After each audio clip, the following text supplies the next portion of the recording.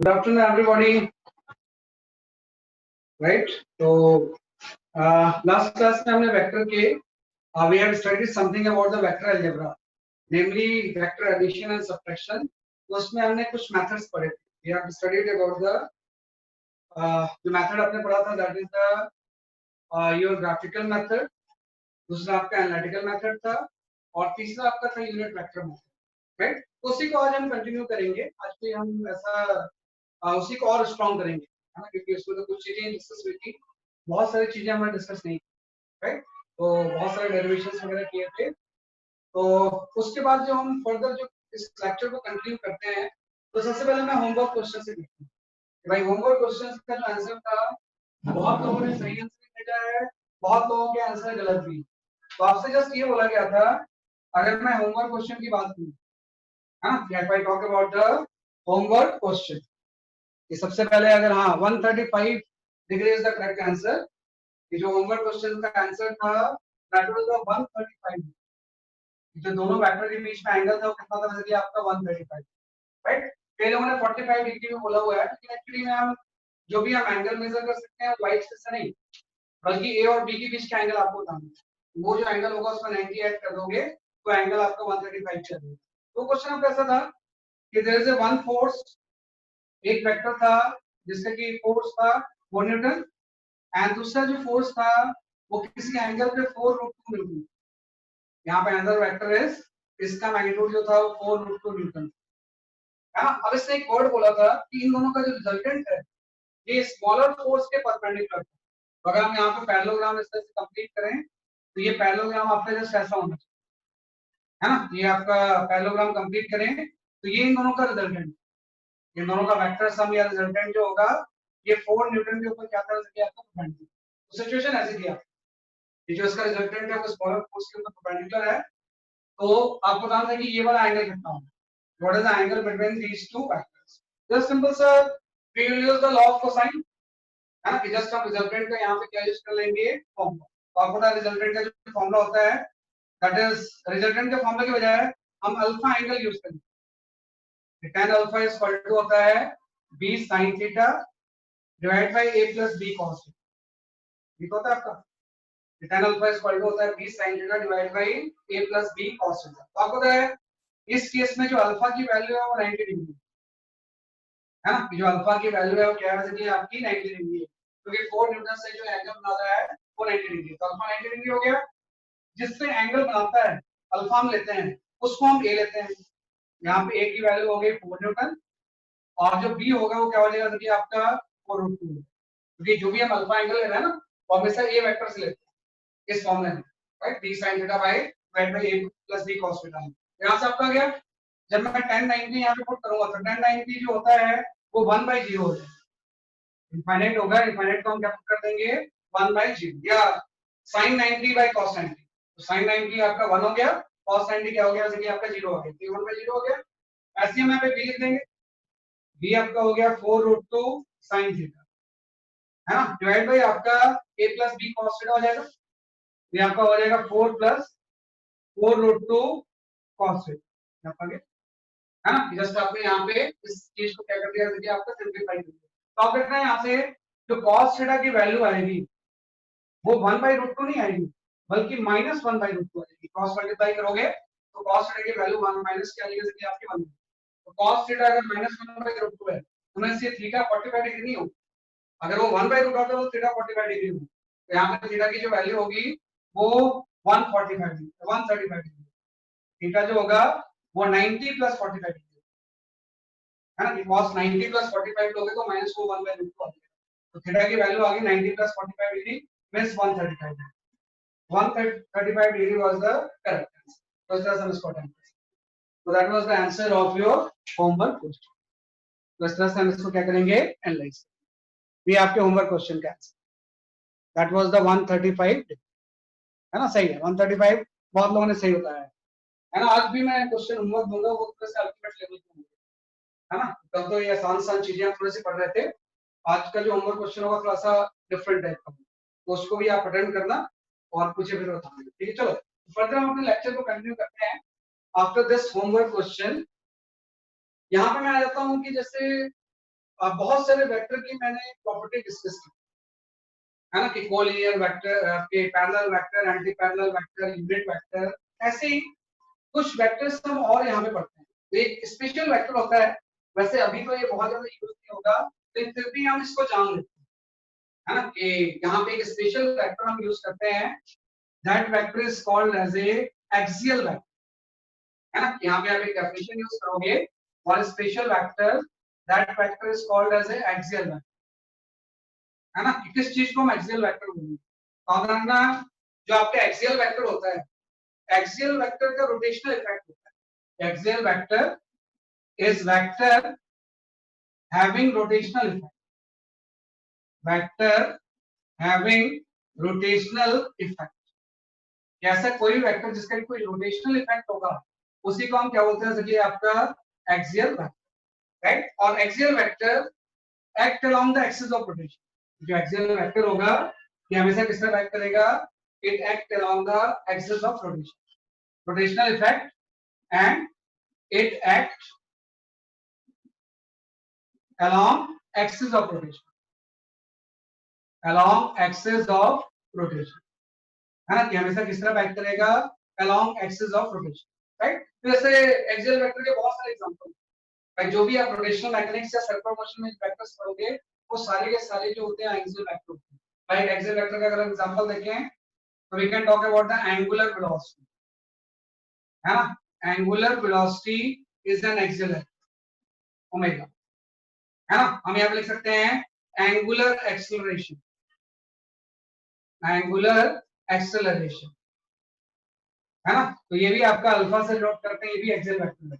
ऐसे हम बोल सकते हैं यहाँ पे टॉर्क या मोमेंट ऑफ फोर्स, ये भी जो वेक्टर होता है ये एक्सियल वेक्टर होता है। तो ये जो सारे वेक्टर है ना, angular velocity, angular acceleration and torque, जो कि रोटेशन में यूज होते हैं, इसी चीज को हम क्या बोलते हैं, आपका एक्सियल। और जो एक्सियल वेक्टर की डायरेक्शन होती है वो एक्सिस ऑफ रोटेशन के अलोंग, राइट। ये मतलब अपना डायरेक्शन जो होती है किसके अलोंग होगी जाएगी, एक्सिस ऑफ रोटेशन।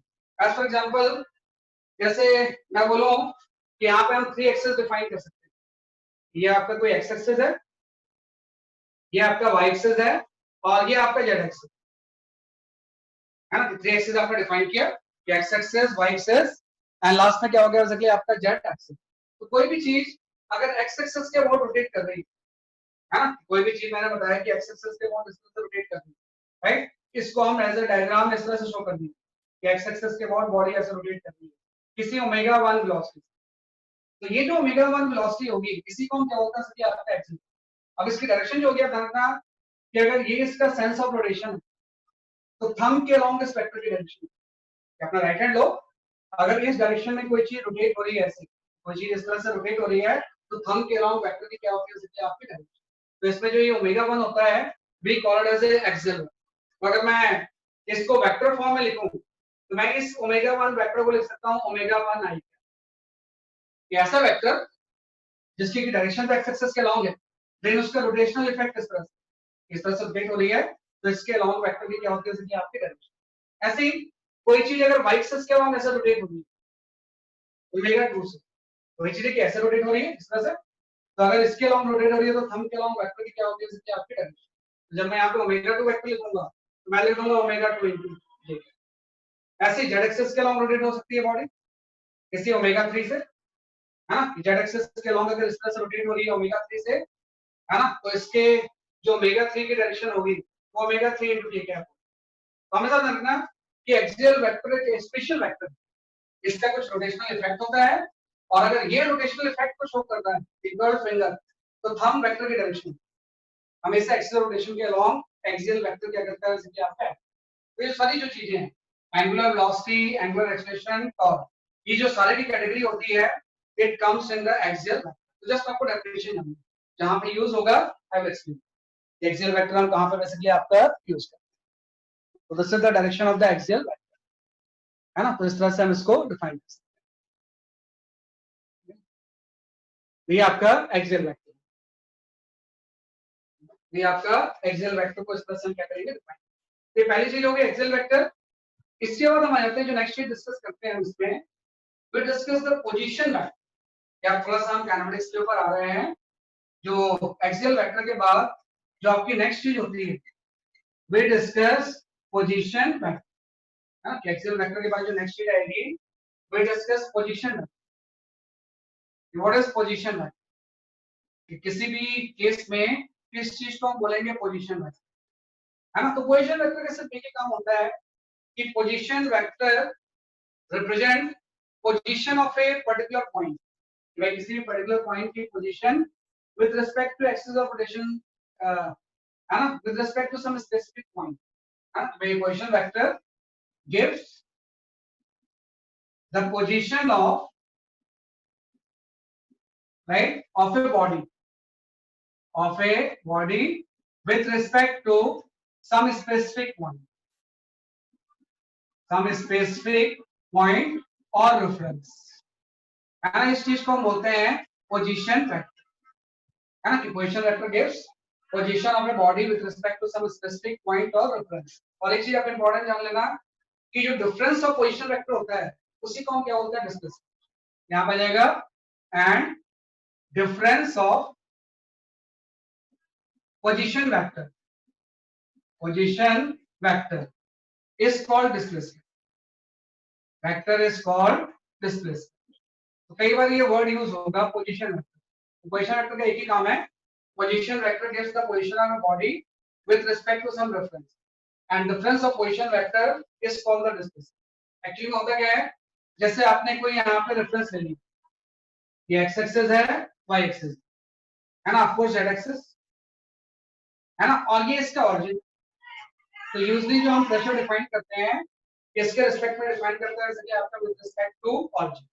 तो क्या होगा, यहाँ पे सपोज कोई बॉडी पहले पोजीशन 1 पे था, पहले बॉडी कहाँ पे थी, जैसे कि आपकी पोजीशन 1 पे। तो जब ये बॉडी है पोजीशन 1 पे होगी तो इसकी पोजीशन को ऑरिजिन के रिस्पेक्ट में जो वेक्टर रिप्रेजेंट करेगा उसी को हम बोलते हैं पोजीशन। जिसकी इनिशियल पोजीशन 1 थी, इसके पोजीशन को जब हम ऑरिजिन के रिस्पेक्ट में शो करेंगे तो वो जो वेक्टर होगा उसी को हम क्या बोलेंगे, जैसे कि आपका पोजीशन। तो आपको पता है ये इसका इनिशियल पोजीशन वेक्टर होगा, इसको मैं लिख देता हूं r1 वेक्टर। ये r1 वेक्टर ही क्या है, जैसे कि आपका पोजीशन वेक्टर। अब ये पोजीशन 1 से ये सपोज मूव करके किसी पोजीशन 2 पे पहुंच, भाई इसने कोई ये पाथ फॉलो किया और पोजीशन 1 से कहां पहुंच गया, जैसे कि आपके पोजीशन 2। तो आपको पता है अब ये 2 पे जब पहुंचेगा तो ये इसका फाइनल पोजीशन वेक्टर होगा, है ना? पहले इनिशियल पोजीशन वेक्टर कितना था, जैसे कि आपका r1, और कर्व पाथ फॉलो करके या कोई भी पाथ फॉलो करके ये कहां पहुंच गया, जैसे कि आपका 2 पे। तो अब इसका फाइनल पोजीशन वेक्टर क्या हो गया, जैसे कि आपका r1। तो ये इसकी पोजीशन वेक्टर, ये ऑरिजिन के रिस्पेक्ट में पहले 1 पे था, ऑरिजिन के रिस्पेक्ट में बाद में कहां पे आ गया, जैसे कि आपका 2।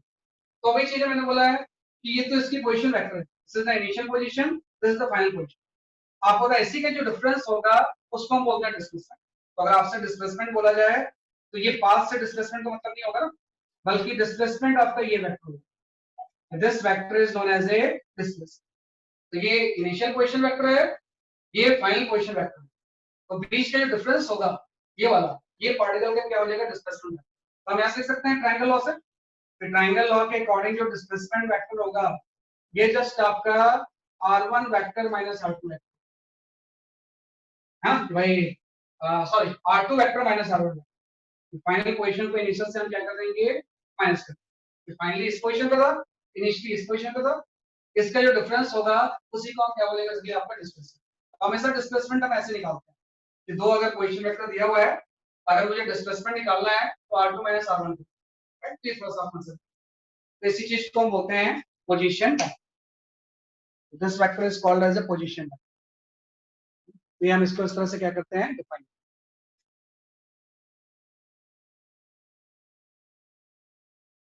ओके मैं अभी नाउ मेरे ख्याल से बोर्ड ठीक हो गया है ना? बोर्ड में क्या विजिबल है आपको, हाँ बोर्ड विजिबल होगा, वो एक कभी कभी ब्लर हो जाता है। हाँ अभी तो ठीक है ना, क्या फाइनल। तो इस तरह से हम इसको डिस्प्लेसमेंट की वर्ड यूज करते हैं। पर डिस्प्लेसमेंट होता ही है पोजीशन वेक्टर माइनस, भाई ये अगर r1 है, ये r2 है, तो जो डिस्प्लेसमेंट होगा वो आपका r1 माइनस r2 है। आप इसमें एक क्वेश्चन आया है कि हम माइनस क्यों करेंगे, तो ट्रायंगल लॉ की वजह से आप देखोगे ये r1 है ना, और ये एस है, ये तो ऑर्डर में है ना, तो हम यहाँ पे ऐसा तो लिख सकते हैं कि R1 vector plus S vector, initial position vector plus displacement, ये अपोजिट ऑर्डर में है, ये किसके इक्वल हो जाएगा, जैसे कि आपके R2 में अल्टीमेटली डिस्प्लेसमेंट वेक्टर की वैल्यू क्या हो जाएगी, R2 माइनस R, राइट। ये आपका पोजीशन वेक्टर होता है, पहले इनिशियल पोजीशन था फिर फाइनल पोजीशन हो गया, दोनों का डिफरेंस से क्या हो जाएगा, जैसे आपका डिस्प्लेसमेंट। और यहाँ माइनस क्यों लिया उसके रीजन मैंने बता दिया कि ये ट्रायंगल लॉ के अकॉर्डिंग ऑर्डर में है दो वेक्टर, तो इन दोनों का सम आपका R2 है। इनिशियल पोजीशन में अगर हम डिस्प्लेसमेंट वेक्टर ऐड कर देंगे तो आपका क्या आ जाएगा, फाइनल पोजीशन, यहाँ पे वो बॉडी पहुंची, तो इसलिए हम डिस्प्लेसमेंट इक्वल टू क्या लिख सकते हैं, R2 माइनस। तो हमेशा ऐसा होता है कि अगर ये R1 वेक्टर और ये R2 वेक्टर है तो ये चीज इन दोनों का डिफरेंस है ना, कि अगर एक पॉइंट से दोनों वेक्टर स्टार्ट हो रहे हैं तो ये जो वेक्टर होता है ये R1 और R2 का क्या होता है, आपका, तो कई जगह पे हम इसको यूज ना, कई जगह पे हम इसको क्या करेंगे, इसलिए आपका यूज, इसके जैसे कई बार क्या होता है, ये सब चीजें यूजलेस की होती हैं कि कई बार डिस्प्लेसमेंट आपको 3D में निकालने आता है ना। एज फॉर एग्जांपल अगर आपसे पूछा गया कि ए पार्टिकल, एक सिंपल सा क्वेश्चन है, ए particle moves from right 1 comma 2 1 comma 2 comma 3 to right 2 comma 3 comma 4, ये पार्टिकल कहां से कहां मूव किया है, from 1 comma 2 comma 3 to 2 comma 3 comma 4, then find out magnitude of displacement, find out magnitude of, don't answer it, मैं इसको just समझा रहा हूं, अभी किसी क्वेश्चन का आप आंसर मत देना, है ना, ये आपको पता होगा, मुझे पता है, आप आंसर मत दो इससे, जस्ट समझो, फिर जब मैं न्यूमेरिकल दूंगा तो उसका आंसर, ये particle moves from 1 2 to 2 3 4, find out the magnitude of displacement, ये आपको ये निकालना होता है कि इस केस में मैग्नीट्यूड ऑफ डिस्प्लेसमेंट क्या है, राइट। अभी आपने पढ़ा कि जो डिस्प्लेसमेंट होता है वो क्या होता है, डिस्प्लेसमेंट इज इक्वल टू होता है final position vector minus original position, तो पहले बॉडी यहाँ पे थी, तो ये जो कोऑर्डिनेट्स हैं वो R1 के दिए हुए, और फाइनली यहाँ पे पहुंच गए तो ये कोऑर्डिनेट्स किसके दिए हुए हैं, R2, तो R1 को अगर मैं यूनिट वेक्टर के फॉर्म में लिखूं तो R1 को मैं यही को लिख सकता हूँ, अगर R1 को मैं यूनिट वेक्टर के फॉर्म में लिखूं तो x का मतलब हो गया i कैप, y का मतलब हो जाएगा j कैप, और 3 का क्या हो जाएगा, जैसे आपका k कैप, भाई x coordinate i cap, y coordinate j cap, और ये क्या हो गया 3 कैप, तो वेक्टर फॉर्म में लिखेंगे, ये इसके इनिशियल पोजीशन वेक्टर हो गए, कि भाई ओरिजिन के रिस्पेक्ट में इसके इनिशियल पोजीशन वेक्टर कहीं यहाँ पे रेडी, राइट, और फाइनल पोजीशन वेक्टर में यहाँ पहुंच जाएगी, तो यहाँ से आपका R2 आ जाएगा, यहाँ से R2 वेक्टर की जो वैल्यू होगी वो आपकी आ जाएगी, बेसिकली आपकी 2 i cap plus 3 j cap plus 4 k cap, तो यहाँ से यहाँ गया आपको डिस्प्लेसमेंट निकालना है, तो इसको माइनस कर दो, तो जैसे हम माइनस करेंगे डिस्प्लेसमेंट की वैल्यू आ जाएगी i cap plus j cap plus k cap, है, जस्ट इन दोनों को माइनस करेंगे तो डिस्प्लेसमेंट वेक्टर आ गया, ये जो डिस्प्लेसमेंट आया है वो डायरेक्शन के साथ आया है ना, जो ये डायरेक्शन के साथ शो कर रहे हैं, from initial to final, displacement always act from the initial to final, लेकिन यहाँ पे पूछा गया था कि what is the magnitude of the displacement, तो आप जानते हो इस तरह से अगर वेक्टर होता है तो उसका मैग्नीट्यूड हम कैसे निकालते हैं, मैग्नीट्यूड निकालने के लिए अंडर रूट ऑफ हो जाएगा आपका 1 square plus 1 square plus 1 square, means ये रूट 3 आ जाएगा, तो अगर कोई पार्टिकल यहाँ से आ गया तो जो मैग्नीट्यूड ऑफ डिस्प्लेसमेंट होगा वो रूट 3 मीटर होगा, अगर ये मीटर में है तो मैग्नीट्यूड ऑफ डिस्प्लेसमेंट क्या हो जाएगा, इसलिए आपको रूट 3, तो हमेशा पोजीशन वेक्टर को माइनस करके हम क्या निकालते हैं, आपका डिस्प्लेसमेंट, तो ये पोजीशन वेक्टर थोड़ा सा आपको, this is known as a position, का जो डिफरेंस होता है वही आपका डिस्प्लेसमेंट है ना, अंडर रूट 3 सही आंसर दिया, ये कोई मतलब जस्ट मैंने ऐसे ही दिया था, जस्ट किस चीज को समझाने के लिए कि किस चीज क्या बात है, अभी मैं जो भी दूंगा वो न्यूमेरिकल्स नहीं है, आप उसको खुद से अटेम्प्ट कर लो, फिर आंसर मत दो, जब कोई न्यूमेरिकल दूंगा तो एटलीस्ट ये न्यूमेरिकल इसका आंसर आपको देना है, क्या पता है। इसके बाद हम आते हैं ट्रायंगल लॉ, एक बहुत यूजफुल लॉ है ना, देखो इसको भी तो आपने ट्रायंगल लॉ से तो सॉल्व किया कि अगर ये दोनों साइड ट्रायंगल के टेकन इन ऑर्डर है तो इन दोनों का सम जो होगा वो R2 हो जाएगा, और यहीं से डिस्प्लेसमेंट की वैल्यू आ गई R2 माइनस R2, राइट, तो ये चीज बड़ी इंपॉर्टेंट है कि अगर एक किसी पॉइंट से दो वेक्टर सेपरेट हो जाए तो ये जो लाइन होगी ये आपकी दोनों का डिफरेंस हो जाएगी, और ये पॉलीगॉन लॉ से तो सही है पैरेललोग्राम लॉस है, आप इसको पैरेललोग्राम ऐसे बना दो, है ना। मैंने यही तो बोला था कि भाई अगर दो वेक्टर इस तरह से r1 r2 है, किसी कॉमन पॉइंट से स्टार्ट हो रहे हैं, तो ये जो होता है ये तो r1 प्लस r2 होता है, लेकिन जो सेकंड डायगोनल होता है वो डिफरेंस है। पैरेललोग्राम लॉ से भी आप देखो कि अगर किसी कॉमन पॉइंट से दो वेक्टर स्टार्ट हो रहे हैं, है ना, और इस डायगोनल पैरेललोग्राम को अगर आप कंप्लीट कर लो तो उस कॉमन पॉइंट से जो वेक्टर स्टार्ट होता है डायगोनल, वो तो r1 प्लस r2, लेकिन जो दूसरा डायगोनल होता है, जो दूसरा डायगोनल है वो क्या होता है आपका r1 माइनस r2। ये सब चीजें आपस में लिंक है, और ट्रायंगल लॉ पैरेललोग्राम लॉ से कोई अलग नहीं है, बल्कि जस्ट उसी का ये सब चीजें क्या है जैसे आपके बस सिंपल सा आप याद रखना कि अगर ये कोई वेक्टर है और ये वेक्टर है, तो बीच वाला वेक्टर दोनों का क्या होता है जैसे आपका डिफरेंस, है ना, चाहे वो वेक्टर कुछ भी हो। यहाँ पे जैसे पोजीशन वेक्टर है, वेलोसिटी भी हो सकता है ना, कोई भी चीज हो सकती है। तो ये काफी एक यूजफुल चीज होती है, जिसको कि हम बहुत सारे न्यूमेरिकल्स में क्या करेंगे जैसे आपका यूज, बहुत सारे न्यूमेरिकल्स में विल यूज दिस कांसेप्ट। इसके हम आते हैं एक इसी ट्रायंगल लॉ को थोड़ा सा छोटे छोटे चीजों में अप्लाई करके देखते हैं।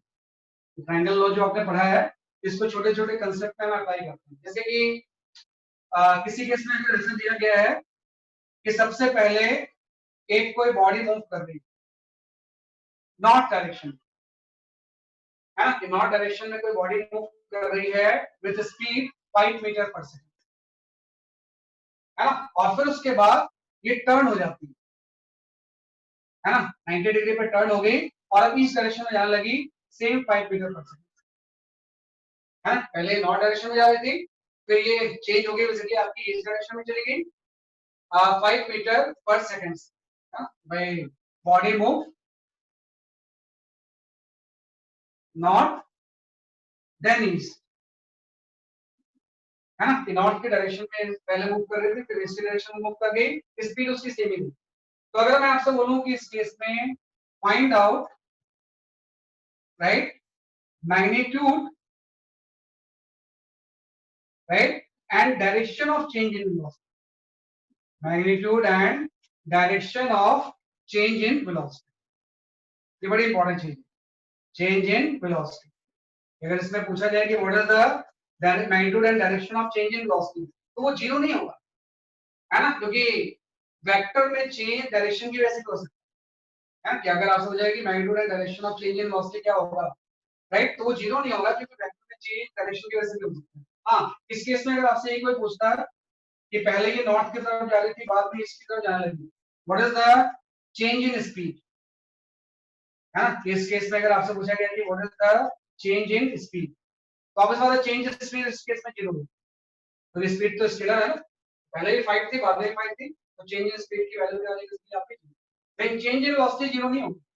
और वो चेंज इन वेलोसिटी जो हम निकालेंगे जस्ट हम इसी लॉ से निकालेंगे भाई, चेंज इन वेलोसिटी का मतलब आप समझना क्या होता है, चेंज इन वेलोसिटी का मैग्नीट्यूड जब हम लिख रहे हैं तो इसका मतलब मेरा ये कि जब मैं चेंज इन वेलोसिटी लिखूंगा तो मैं लिखूंगा डेल्टा, और डेल्टा v जो होगा ये आपका हो जाएगा v2 माइनस v, ये क्या हो जाएगा इसलिए आपका v2 माइनस, है ना, इसी का मुझे मैग्नीट्यूड निकालना, change in velocity means final velocity minus initial velocity, कौन सा है, इनिशियल वेलोसिटी वेक्टर जो था वो ये था v1 वेक्टर, इसकी लेंथ 5 थी, ये आपका v2 वेक्टर था, इसकी लेंथ भी 5 है, लेकिन डायरेक्शन दोनों की अलग है, इसलिए दोनों वेक्टर क्या होंगे इसलिए आपके, अब मुझे निकालना है कि चेंज इन वेलोसिटी वेक्टर का मैग्नीट्यूड एंड डायरेक्शन क्या होगा, तो मैं प्रॉपर बनाता हूं कि मैं क्या करूंगा, यहाँ पे जस्ट सरफेस पे ऐसा बनाऊंगा कि ये मेरा नॉर्थ डायरेक्शन, ये आपका हो गया ईस्ट डायरेक्शन, ये आपका साउथ और ये वेस्ट,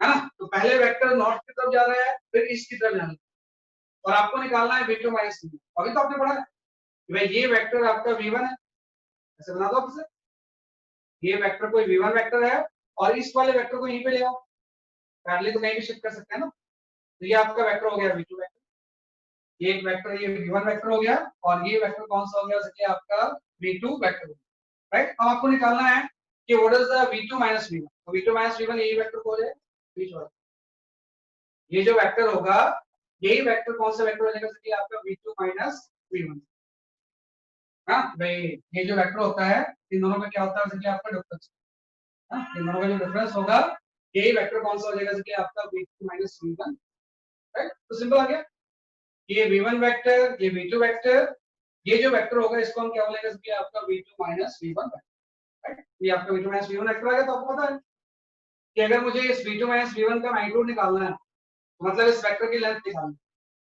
ये भी 5 है और ये भी 5 है, तो ये जो लेंथ होगी वो 5√2 हो जाएगी ना। तो अगर आपसे कोई पूछे कि what is the magnitude of v2 minus v1 है ना, तो आपको पता है ये भी 5 और ये भी 5 है, तो ये हाइपोटेनस है, ये कितना हो जाएगा 5√2, ये आपका हो जाएगा 5√2 मीटर, है ना। डायरेक्शन आपको पता है ये नॉर्थ है, ये साउथ है, ईस्ट है, लेकिन ये वाली डायरेक्शन कौन सी है, ये वाली डायरेक्शन यही तो है, ये वाली बीच में, इसी को पैरेलल अगर हम यहाँ पे शिफ्ट करते हैं तो बीच वाली डायरेक्शन है, तो ये जो डायरेक्शन होगी वो साउथ ईस्ट होगी, जो डायरेक्शन होगी v2 माइनस v1 की along south east direction, along south east direction, ये बड़ी इंपॉर्टेंट चीज, इसकी जो डायरेक्शन होगी वो डायरेक्शन क्या हो जाएगा, जैसे कि आपकी साउथ ईस्ट है। हमेशा आपको ये करना है कि भाई दो वेक्टर का जब भी आपको डिफरेंस निकालना है तो इस तरह से कर लो, है ना, एक कॉमन पॉइंट से आ रहा है, तो ये जो वेक्टर होगा फ्रॉम इनिशियल टू फाइनल,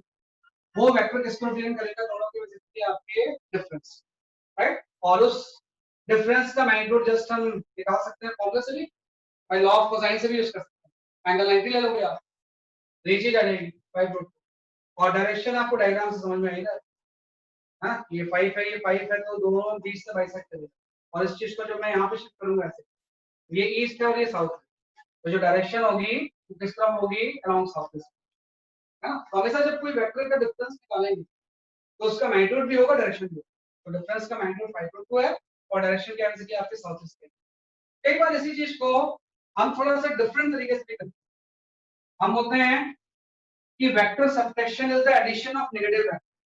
कल आपने पढ़ा था कि ऐसा भी कर सकते हैं, ऐसा भी सोच सकते हो कि subtraction is addition of, right, negative vector, negative vector, ये वेक्टर का जो सबट्रैक्शन होता है वो क्या होता है, जैसे आपका एडिशन ऑफ नेगेटिव वेक्टर। उस तरह से अगर हम सोचें तो आपको मुझे v2 से v1 माइनस करना है, v2 माइनस v1 को निकालना है, तो मैं क्या करूंगा, v2 को तो ऐसे छोड़ दूंगा, है ना, v2 को जस्ट मैंने क्या किया, सेम ऐसे छोड़ दिया, ये आपका v2 वेक्टर हो गया, और जो v1 वेक्टर था उसको उल्टा कर दूंगा, तो ये जो वेक्टर होगा ये वेक्टर कौन सा हो जाएगा, जैसे आपका -v, है ना, मैंने कहा था सब्ट्रैक्ट करना इसलिए इसका कर दिया, तो ये जो वेक्टर होगा ये आपका हो जाएगा v2 माइनस v1।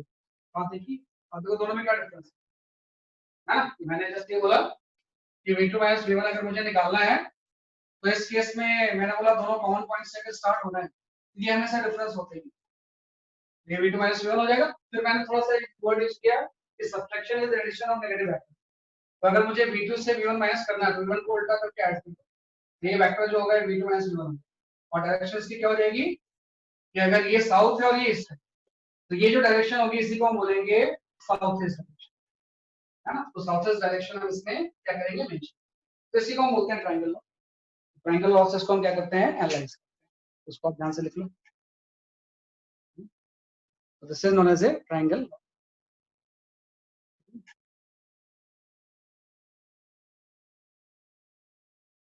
हाँ, 5 एंड 5√2 कैसे आ जाएगा, अब पाइथागोरस यूज कर लेंगे ना, परपेंडिकुलर भी 5 है, बेस भी 5 है, तो हाइपोटेनस 5√2 हो जाएगा, या आप ये फॉर्मूला यूज कर लो, रिजल्टेंट इज इक्वल टू क्या होता है, under root of a square plus b square plus 2ab cos, है ना। तो आप देखो ये v1 और v2 के बीच में एंगल 90 तो है, तो अगर यहाँ पे 90 पुट करेंगे तो रिजल्टेंट की वैल्यू क्या हो जाएगी, under root of a square plus b square, है ना। तो यहाँ पे आ जाएगा 5 स्क्वायर प्लस 5 स्क्वायर, मेरे आपका ये 5√2 है ना, और डायरेक्शन तो आपको दिख रही है इस ऑफिस की तरफ होगा, चाहे आप उससे ले लो चाहे इससे, डायरेक्शन किस तरफ होगी, इसलिए आपकी अलोंग साउथ ईस्ट है। तो ये बड़ी इंपॉर्टेंट चीज है, मैग्नीट्यूड एंड डायरेक्शन हम ट्रायंगल लॉ से कैसे निकालें, दोनों मेथड, या तो जस्ट आप पोजीशन वेक्टर वाला कांसेप्ट यूज करो, अगर ये कोई v1 वेक्टर और ये v2 वेक्टर है, तो ये जो चीज v2 माइनस v1 फैक्ट है, कॉमन पॉइंट से अगर ऑरिजिन हो, या हम ये वर्ड यूज कर लेंगे कि subtraction is the addition of negative vector, तो उससे भी आपका ये v2 माइनस ये 5 है, ये भी 5 है, तो ये 5√2 हो जाएगा, और डायरेक्शन किसका हो जाएगी, साउथ ईस्ट, तो डायरेक्शन का भी इंपॉर्टेंट हमेशा इस तरह से हम इसको क्या करेंगे, डिफाइन। ठीक है, तो ये ट्रायंगल लॉ को जस्ट हमने क्या किया है अप्लाई। इसके बाद हम आते हैं, जैसे कई बार एक क्वेश्चन आता है मैन एंड रेन क्वेश्चन। वैसे तो इसके बारे में बहुत हम पढ़ेंगे, लेकिन फिलहाल मैं जस्ट एक छोटा सा एग्जांपल देता हूँ। Man and rain question, rain problem है ना, मैन एंड रेन प्रॉब्लम। ये आपके वैसे अभी नहीं आता है, it's in chapter of kinematics. जब आप इसमें रिलेटिव मोशन पढ़ोगे तो उसमें ही आ जाएगा, है ना। ये इसमें जब रिलेटिव वेलोसिटी पढ़ोगे तो आपका ऐसा आ जाएगा। तो इसमें एक क्वेश्चन दिया हुआ है, मैन एंड रेन प्रॉब्लम में a man is traveling a man is traveling right in east direction, in east direction with speed 6 meter per second, and rain is falling, rain is falling vertically downward. इसको as example आप example one, ये answer आपको falling vertically downward,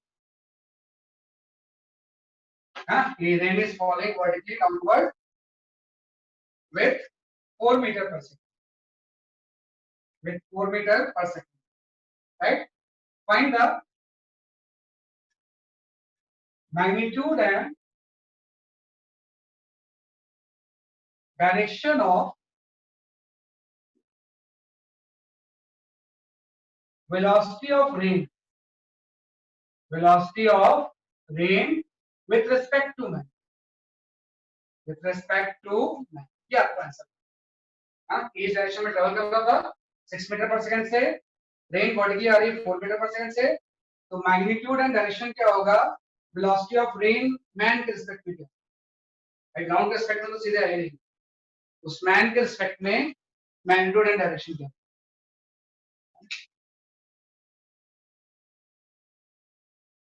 तो इससे आप solve करो, क्या आपका आंसर, इसका आंसर आप भेज सकते हो।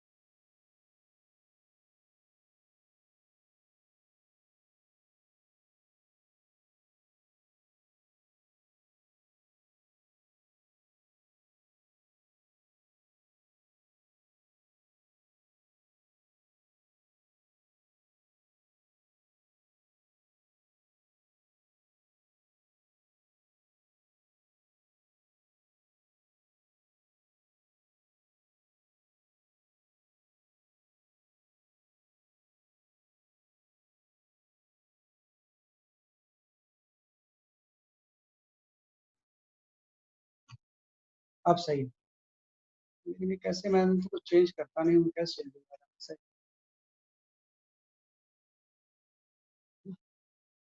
रूट 52 सबका सही आंसर आ रहा है, लेकिन डायरेक्शन सही नहीं बता रहे हो आप। साउथ ईस्ट सही नहीं है बेटा, प्लेन में तो डायरेक्शन हो ही नहीं सकती ना, वो तो रेन वर्टिकली डाउनवर्ड आ रही है। इतने आंसर आ रहे हैं कि मैं पढ़ ही नहीं पा रहा हूँ, ये सब गलत आ रहे हैं, है ना। इतने आंसर आ रहे हैं, पढ़ नहीं पा रहा हूँ, लेकिन सब गलत आ रहे हैं। ना ये देखो बेटा, एक चीज क्लियर करना,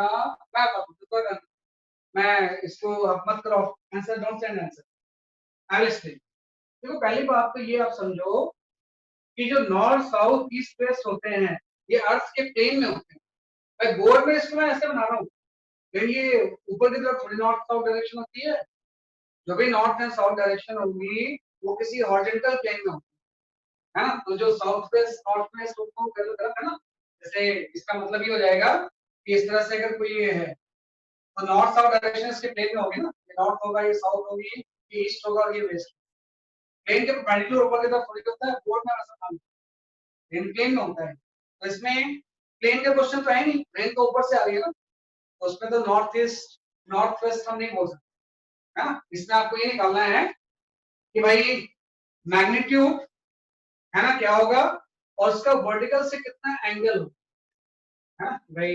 what is the magnitude of the velocity of rain with respect to man, and उसका वर्टिकल से एंगल निकालना पड़ेगा। हम साउथ वेस्ट या इस तरह साउथ वेस्ट वगैरह डायरेक्शन नहीं बोल सकते, वो तो प्लेन में होती है ना। बोर्ड में जरूर हम इसको ऐसा बनाते हैं, लेकिन एक्चुअली में क्या होता है कि आपको प्लेन में।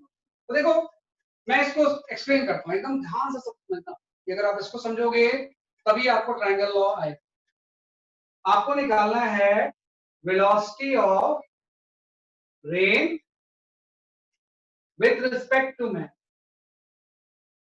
ये आपको निकालना है ना। Velocity of rain with respect to man मतलब आपको निकालना है रिलेटिव वेलोसिटी।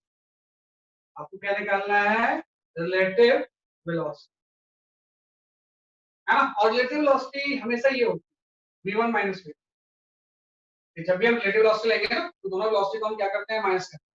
तो velocity of the rain with respect to man निकालना है, आपको निकालना है velocity of rain with respect to, हाँ ये चीज आपको क्या करना है, बेसिकली आपका कैलकुलेट करना है velocity of rain with respect to man. हाँ अब सही बता, कुछ आंसर सही आ गया। Velocity of rain with respect to man means आपको निकालना है velocity of the rain minus velocity of the man, है ना। ये रेन की वेलोसिटी है, मैन की वेलोसिटी है, तो वी आर एम का मतलब हो जाएगा velocity of rain with respect to man, v are minus क्या हो जाएगा, ये आपका वी। ये आपको निकालना है ना। तो मतलब दो वेक्टर को माइनस से तो करना, एक वीआर वेक्टर है एक वीएम वेक्टर है, दोनों वेक्टर को आपको क्या करना है, ये आपका माइनस। आपको पता है कि ये डायरेक्शन तो ईस्ट होती है ना, तो जो आपका मैन मूव कर रहा था वो डायरेक्शन आपकी ये है वीएम, इसमें कोई डाउट नहीं,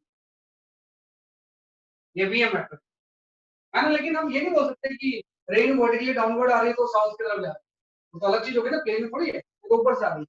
तो हम बोलेंगे वर्टिकल से रेन जो है वो इस तरह से डाउनवर्ड ऐसे गिर रही है, ये मैन की वेलोसिटी डायरेक्शन है, और ऊपर से रेन आपकी गिर रही है किसी वी आर से।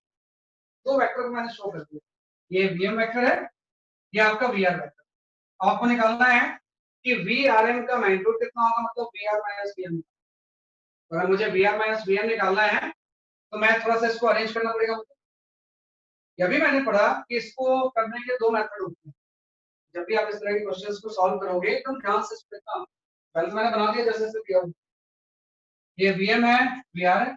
वीआर को हम ये नहीं बोल सकते कि ऊपर से नीचे आ रहा है तो साउथ, ये तो प्लेन के परपेंडिकुलर, जो भी नॉर्थ या साउथ डायरेक्शन होती है वो किसका होती है, कि आपकी प्लेन, राइट। तो ये आपका आ गया सिर्फ, तो मैंने बना दिया। अब इसको सॉल्व करने के लिए मैं क्या करूंगा, थोड़ा सा इसको रिशफल कर दूंगा। आपको दोनों वेक्टर को माइनस ही तो करना है, तो मैं दोनों वेक्टर को माइनस करने के लिए बोलूंगा कि ये मेरा वीएम वेक्टर है और ये मेरा वेक्टर आपका वीआर है ना। ये वाला वेक्टर कौन सा वेक्टर हो जाएगा, जैसे आपका वीआर वेक्टर हो जाएगा। तो वीआर माइनस वीएम जो वेक्टर होगा वो आप देखो कौन सा हो जाएगा आपका, वीआर माइनस वीएम। तो वीआर माइनस वीएम जो वेक्टर होगा वो जस्ट आपका ये वाला वेक्टर हो जाएगा, ये तो वेक्टर हो जाएगा वीआर माइनस वीएम। अगर ये वी आर है और ये वी एम है तो we are minus V M vector ये वाला वैक्टर होगा। तो ये जो वैक्टर होगा वो v are minus V M vector. जो मैंने बोला है कि किसी कॉमन पॉइंट से अगर दो वैक्टर से निकल रहे हैं तो ये जो दोनों लाइन होती है उसकी क्या होती है, जैसे कि आपका difference from initial to point. तो we are minus V M vector आपका ही हो गया।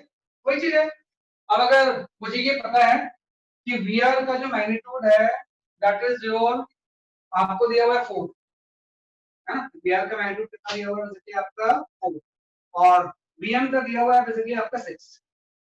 भाई इस वी आर का मैग्नीट्यूड आपको दिया हुआ है 4, है ना। मैग्नीट्यूड का मतलब इसकी लेंथ होती है, और इस वी एम का मैग्नीट्यूड आपको 6 दिया हुआ है। तो ये आ जाएगा ना लाइन। तो यहाँ से अगर आपसे कोई पूछे कि what is the v are minus we m का मैग्नीट्यूड कितना हो जाएगा, आप निकालोगे। V are minus we m का मैग्नीट्यूड जो हो जाएगा वो हो जाएगा 4 स्क्वायर प्लस 6 स्क्वायर, है ना। तो जैसे हम करेंगे तो ये आपका रहेगा √52 मीटर पर सेकंड। तो सब लोगों ने ये आंसर तो बिल्कुल सही दिया। एकदम डायग्राम बहुत अच्छे से बनाना है, कोई भी गलती नहीं करना।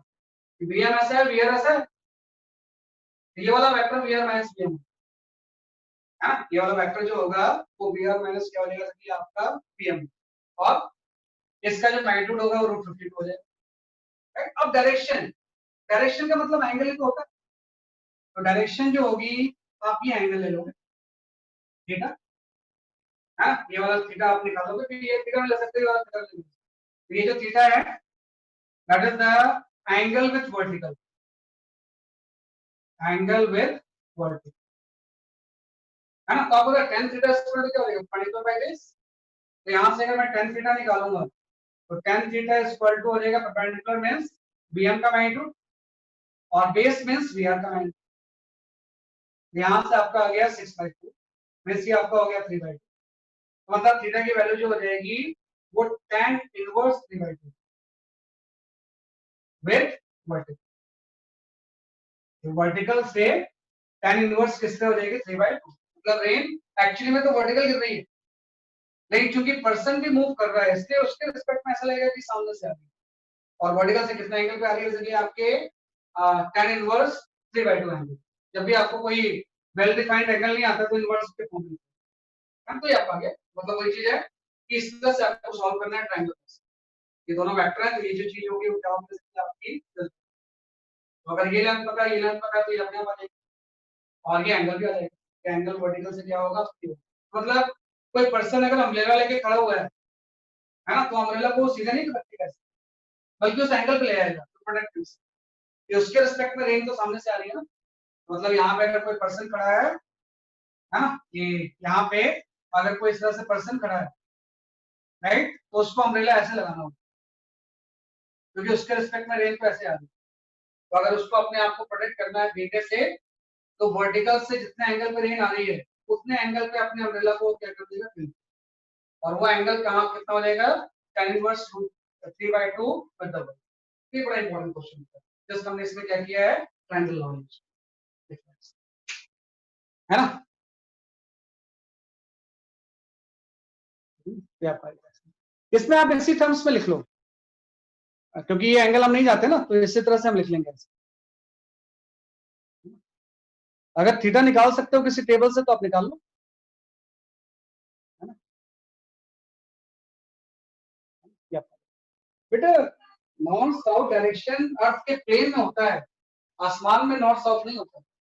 अर्थ का जो प्लेन होता है ना उसमें नॉर्थ साउथ ईस्ट वेस्ट होते हैं, स्काई की तरफ नॉर्थ नहीं होता। रेन तो स्काई से आ रही है ना, उसको हम नॉर्थ साउथ नहीं बोल सकते। ये कई बार ध्यान रखना बस। तो ये आपका एंगल है। तो tan इनवर्स क्या हो जाएगा, इसलिए आपका 3/2 विद वर्टिकल। ये तो मैंने यूज किया, मुझे अभी पोजीशन वेक्टर वाला पता था कि अगर ये r1 है, ये r2 है, तो ये r1 माइनस r2। आप वो भी यूज कर सकते हो कि subtraction is the addition of negative vector, है ना। Subtraction is the addition of negative vector. मुझे vr से vm माइनस करना, मुझे क्या करना है, vr से vm माइनस करना है, उसको उल्टा कर दूंगा। तो उल्टा करूंगा तो इस vm वेक्टर को मैं ऐसा बना सकता हूं, अगर vm एक्चुअली में इधर है, ये वेक्टर क्या हो जाएगा, माइनस vm, है ना। तो आपको ये vr है और ये माइनस vm, ये वाला वेक्टर क्या हो जाएगा, ये वाला वेक्टर क्या हो जाएगा, आपका vr माइनस। दोनों चीजें सेम ही, इसको दोनों में कोई डिफरेंस नहीं, दोनों चीजें क्या है देखिए आपकी सेम, वैसे भी यूज कर सकते हैं और ये भी सेम, दोनों में कोई डिफरेंस नहीं, दोनों चीजें क्या होती हैं उनकी सेम। तो जस्ट हम इसमें क्या यूज कर रहे हैं, ट्रायंगल, है ना, कोई अलग चीज यूज नहीं करते, we are just using triangle.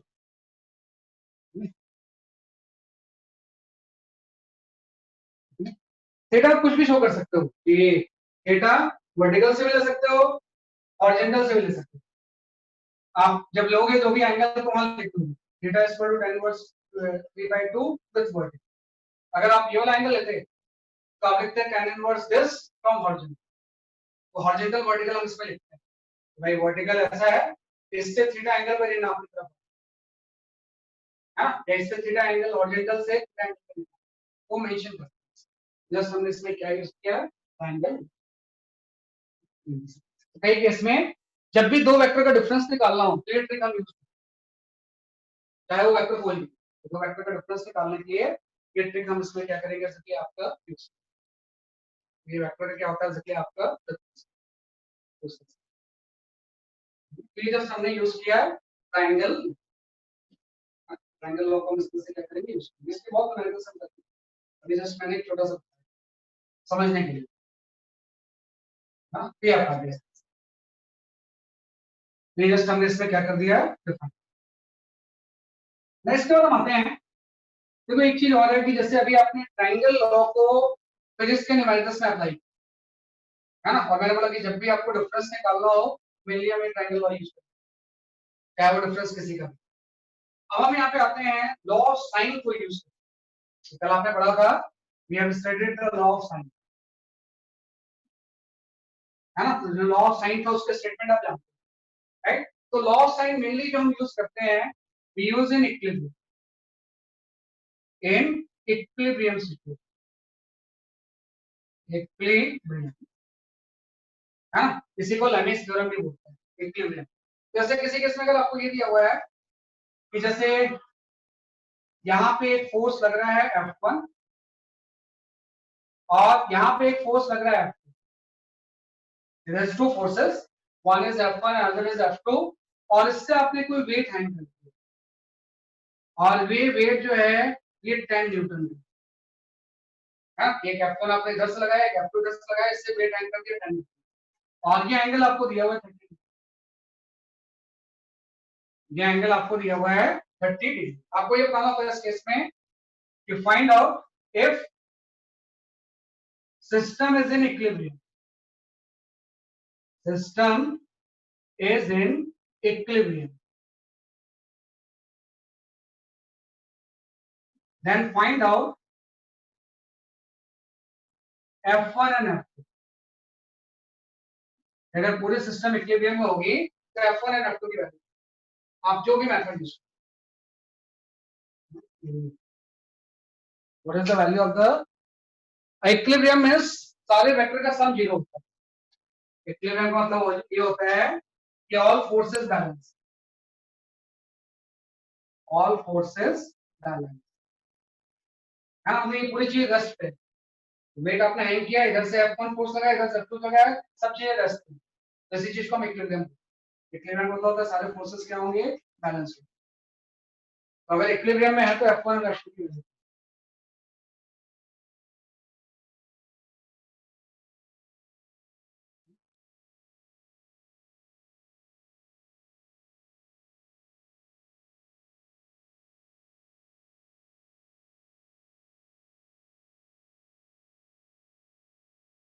हाँ एक एंगल 90 है, सेकंड क्वेश्चन में ये वाला चीज हॉरिजॉन्टल है, ये वाला एंगल 90, ये वाला एंगल क्या कर दिया आपका,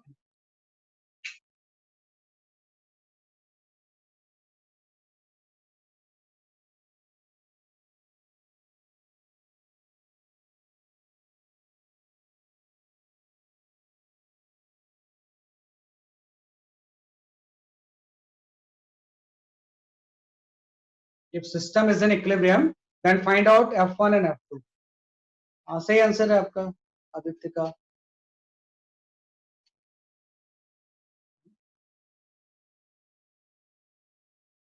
20/√3 है जो आपने दिया सही answer.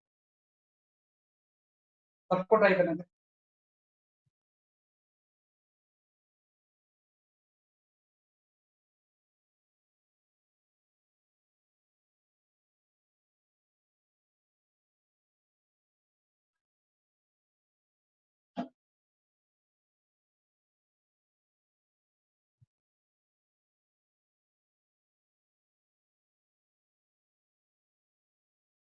If system is in equilibrium and find out F1 and F2. Force F1 and F2. Yeah.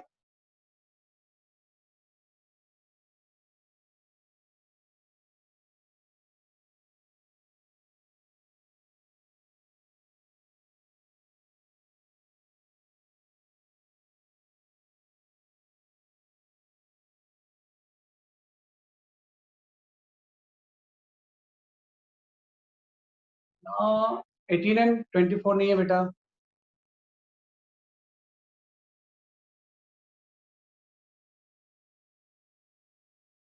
Amok का भी आंसर सही आ रहा है।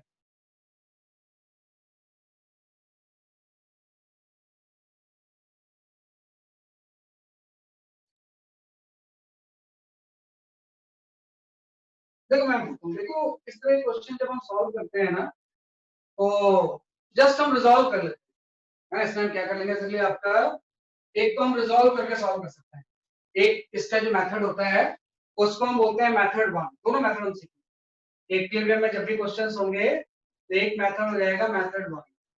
मेथड वन होता है resolve and balance the forces. Resolve and balance the forces. Resolve करके हम forces को क्या कर लेंगे, जैसे आपका बैलेंस। तो जो मेथड वन है उसको अगर मैं यहाँ पे अप्लाई करूँ, मैं क्या करूंगा ना, इस F2 को रिजॉल्व कर दूं, हाँ, क्योंकि आपको पता है F1 तो हॉरिजॉन्टल है ही, ये 10 न्यूटन भी वर्टिकल है, F2 ही तो एंगल पे है, तो जो एंगल में रहता है उसको हम क्या कर सकते हैं, रिजॉल्व कर। तो आपको पता है F2 का वर्टिकल कंपोनेंट आ जाएगा, ये F2 का जो वर्टिकल कंपोनेंट हो जाएगा वो F2 cos 30 है ना, और F2 का जो हॉरिजॉन्टल कंपोनेंट होगा ये वाला, ये आपको हो जाएगा F2 sin 30। वेक्टर की ये प्रॉपर्टी होती तो है कि कोई भी फोर्स है तो उसको दो कंपोनेंट में हम क्या कर सकते हैं, रिजॉल्व कर सकते हैं, राइट। आपको पता है वर्टिकली भी फोर्सेस बैलेंस होंगे, हॉरिजॉन्टली भी होंगे। ये फोर्सेस जो आप बैलेंस करोगे तो वर्टिकल डायरेक्शन में भी करोगे, हॉरिजॉन्टल डायरेक्शन में भी। तो अगर मैं यहाँ पे फोर्सेस बैलेंस करता हूँ vertical direction, resolve and balance the forces, अगर मैं वर्टिकल डायरेक्शन की बात करूँ तो वर्टिकल डायरेक्शन आपको पता है F2 cos 30 को जो होगा ऊपर की तरफ लग रहा है। अगर पूरा सिस्टम रेस्ट पे है तो कोई डाउनवर्ड फोर्स को बैलेंस कर रहा हूं, F2 cos 30 किसके इक्वल हो जाएगा, 10। Upward force downward force balance होंगे तभी तो रेस्ट पे है। इक्विलिब्रियम, इक्विलिब्रियम मतलब सारे फोर्सेस क्या होते हैं, बैलेंस। तो वर्टिकल में करेंगे तो ये आ जाएगा, ऐसे हम हॉरिजॉन्टल डायरेक्शन में करेंगे, ऐसे हम किसमें कर लेंगे, हॉरिजॉन्टल डायरेक्शन। तो हॉरिजॉन्टल डायरेक्शन में करेंगे तो जो F2 sin 30 होगा, जो राइटवर्ड फोर्स है उसको लेफ्टवर्ड फोर्स बैलेंस कर देगा। समझे क्वेश्चन सॉल्व, भाई F2 को आपने रिजॉल्व केस से तो आपने रिजॉल्व करना सीखा है। वर्टिकल फोर्स अलग बैलेंस हो गए, हॉरिजॉन्टल अलग बैलेंस। तो यहां से अगर हम सॉल्व करें F2 की वैल्यू, F2 की वैल्यू आ गई सके आपकी 20/√3, और इस F2 की वैल्यू को आप यहां पुट कर दो, है ना, तो भाई 20/√3 हो गया। जैसे हम यहां पुट करेंगे F2 की वैल्यू को, तो F1 की वैल्यू आपका 10, है ना। मतलब अगर पूरे सिस्टम को रेस्ट पे रखना है या इक्विलिब्रियम में रखना है तो यहाँ पे 10/√3 रिटर्न फोर्स लगाना, और यहाँ पे कितना फोर्स लगाना होगा, 20 है। तो एक मेथड तो ये होता है, ये इस तरह से भी हम कर सकते हैं कि resolve the forces and balance. ये मेरे ख्याल से सभी को क्लियर है कि भाई फोर्सेस को रिजॉल्व करके हम क्या कर देंगे, बैलेंस, है ना। तो ये मैंने आंसर बता दिया है कि जो F1 होगा, F2 होगा वो 20/√3 होगा, और F1 कितना हो जाएगा, चलिए आपका 10। जस्ट आपने रिजॉल्व कर दिया और बैलेंस, है ना। रिजॉल्व हम क्यों पढ़ रहे हैं, why we are studying the a part that is in mathematics, vector, उसको हम फिजिक्स में इसलिए तो पढ़ रहे हैं क्योंकि सारे वेक्टर क्वांटिटी जो होंगी वो वेक्टर अलजेब्रा में, उसको हम रिजॉल्व करके अलग अलग बैलेंस। ये आपका आंसर मैंने पूछा। ये तो हो गया method 1, resolve and balance the function. इसी में हम अगर इक्विलिब्रियम के केस है तो हम यहाँ पे एक बड़ा अच्छे से मैं करूंगा, इसे एकदम ध्यान से देखना। हम यहाँ पे यूज कर सकते हैं साइन, है ना, कि हम यहाँ पे क्या यूज करेंगे, साइन, या इसी को कल हमने एक और नाम दिया था, we call it as Lami's theorem. Lami's theorem या साइन लॉ सेम चीज। तो आप दोबारा फिर से डायग्राम बनाओ कि आप ये बोलोगे कि यहाँ पे 3 vectors, one is weight vector, weight vector को फॉर अ टाइम बीइंग में mg लेंगे, है ना, इस mg की जो मैग्नीट्यूड है वो 10 न्यूटन, mg का जो मैग्नीट्यूड है वो कितना है, वैसे कि आपका 10 न्यूटन। आपको पता है वेट mg तो होता है, वेट वेक्टर हो गया, एक वेक्टर हो गया यहाँ पे बेसिकली आपका m, और एक वेक्टर हो गया बेसिकली आपका m, and this angle is 30, है ना। आप एक चीज ध्यान रखना कि अगर ये 3 वेक्टर्स हैं और अगर इक्विलिब्रियम में है तो तीनों वेक्टर का वेक्टर सम 0 है ना, वेक्टर सम की वैल्यू क्या होगी, जैसे कि आपकी 0 होगी, simply right f1 vector plus f2 vector plus mg vector, इन तीनों का सम 0 होता है, इन तीनों का अलजेब्रिक सम नहीं, बल्कि कौन सम 0 हो जाएगा, वेक्टर सम 0 होगा, तभी तो इक्विलिब्रियम होगा। इसी चीज को हम बोलते हैं इक्विलिब्रियम। इक्विलिब्रियम ये जो समझने के लिए हम कर रहे हैं, अगर 3 वेक्टर्स हैं तो f1 plus f2 plus mg की वैल्यू क्या हो जाएगी, इसकी आपकी 0। इसका मतलब ये है कि जब हम तीनों को ट्रायंगल बनाएंगे तो ट्रायंगल क्लोज हो जाएगा, ट्रायंगल क्या हो जाएगा, इसलिए आपका क्लोज हो जाएगा, मतलब ऐसा हो जाएगा कि ये आपका f1 हो गया, है ना, यहाँ से आपका एक f2 आ जाएगा ऐसे, है ना, और ये आपका mg वेक्टर, है ना, सॉरी ये f1 वेक्टर, इसको पहले शिफ्ट करके इसके आगे लगा दिया, और कोई भी ट्रायंगल अगर ऑर्डर में क्लोज हो जाता है तो उसका वेक्टर सम क्या हो जाता है, इसलिए आपका क्या, और आपको जब ये केस होता है तो लैमिस थ्योरम वैलिड होता है ना, या साइन लॉ क्या होता है, इसलिए आपका वैलिड, साइन लॉ क्या होता है हम जानते हैं। अगर मेथड 2 यहाँ पे देखें तो साइन लॉ के अकॉर्डिंग कल आपने पढ़ा कि जब भी ऐसा होता है कि 3 वेक्टर का सम अगर 0 तो we can simply write p by sin alpha is equal to q by sin beta is equal to r by sin, ये हम बोल सकते हैं। तो p by sin alpha is equal to q by sin beta is equal to r by sin। अब p किसी को भी ले लो, सपोज हम लेते हैं यहाँ पे f1 ले लेते हैं, तो अगर आपने इसका मैग्नीट्यूड लिया है तो एंगल ये वाला नहीं लेंगे, एंगल दूसरा लेते हैं, तो ये वाला एंगल कितना हो जाएगा आपका 120 डिग्री, सॉरी 150 डिग्री, है ना। जब आप जो वेक्टर आप ले रहे हो एंगल दूसरे वेक्टर के बीच में, है ना, यहाँ से f1 बाई आपका आ जाएगा sin 150 equal to q, q आप f2 ले लो तो यहाँ पे sin 90 आ जाएगा, है ना, क्योंकि f2 लेंगे तो f1 और mg के बीच का एंगल तो 90 हो गया, इक्वल टू यहाँ पे r की जगह पे आप mg, है ना, तो mg डिवाइडेड बाय कितना आ जाएगा, इसलिए आपका ये वाला एंगल, अगर ये mg ले रहे हैं तो आपको एंगल ये वाला लेना, और ये एंगल कितना हो जाएगा, इसलिए आपका 120 तो यहाँ से डिवाइड बाय sin 120, तो ये भी एक अप्रोच होती है, दोनों आपको समझना है। एक तो आपने क्या किया, मेथड 1 सिंपल था, रिजॉल्व करके ज्यादा हम वही यूज करेंगे, वर्टिकल और हॉरिजॉन्टल डायरेक्शन में इंड्यूस बैलेंस कर, इसलिए आ गया आंसर। लेकिन थोड़ा सा हम इसको भी समझना चाहते हैं, अगर तीनों का सम 0 है, सेम ऑर्डर में अगर ये ट्रायंगल कंप्लीट कर रहे हैं तो ये लॉ वैलिड, यहाँ से भी आ गया f1 f2 की वैल्यू, आपको तो mg 10 ही तो है, आपको तो sin 150 कितना हो जाएगा आपका, है ना, sin 150 आपका निकालो, है ना, sin 90 तो 1 हो गया, है ना, ये आपका हो जाएगा √3/2, राइट, और ये जो हो जाएगा यहाँ पर sin 150, तो यहाँ से भी f1 f2 की वैल्यू है, और वेट 10 न्यूटन है, इसके लिए जब आप सॉल्व करोगे तो f1 की सेम वैल्यू आ जाएगी, f1 आपका आ जाएगा 10/3 न्यूटन, और f2 जो आएगा वो 20/3, तो इसी को हम बोलते हैं साइन लॉ, तो साइन लॉ भी न्यूमेरिकल्स में आता है। जस्ट सब चीजें एकदम कंसेप्चुअली मैं बता रहा हूँ, जिसमें कि आपकी कोई मिस्टेक्स नहीं होनी चाहिए।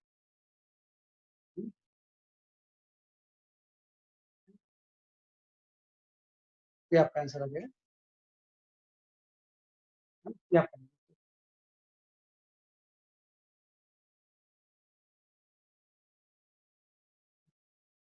150 हाफ हो जाएगा 90 प्लस 60 है ना, और ये आपका 90 प्लस 30 हो जाएगा। ये रोटी है ना, ट्रिग्नोमेट्री आप एलिजिबल, वो उसके लिए मेरे को उतना पेन नहीं लेना। ट्रिग्नोमेट्री में आपने क्या करना है ना, क्या आंसर आ गया। तो दोनों मेथड है आपके, जो भी आपको कंफर्टेबल लगता है उसको यूज कर लेना। कई बार ये ज्यादा इजी होता है, कई बार रिजॉल्व वाला ही ज्यादा easy। तो ये चीजें कोई अभी नहीं है, ये पूरी फिजिक्स में चलती है। ऐसा नहीं कि अभी अगर आप बहुत एक्सपर्ट नहीं हो पा रहे तो कुछ बात नहीं। फिजिक्स जैसे जैसे पढ़ते जाओगे इसके एक्सपर्ट वैसे हो। ये तो मतलब फिजिक्स में बार बार जस्ट मैं उसको डेमोंस्ट्रेट भी आप लगे इसका से जो भी आपका था। जैसे एक और क्वेश्चन ले लो। यहाँ पे हम ऐसा ले सकते हैं, नेक्स्ट क्वेश्चन में इसी साइन लॉ के ऊपर लेता हूं मैं एज एग्जांपल 3 है ना, ये भी आसान सा ही क्वेश्चन है। एग्जांपल 3 में हम ऐसा ले लेते हैं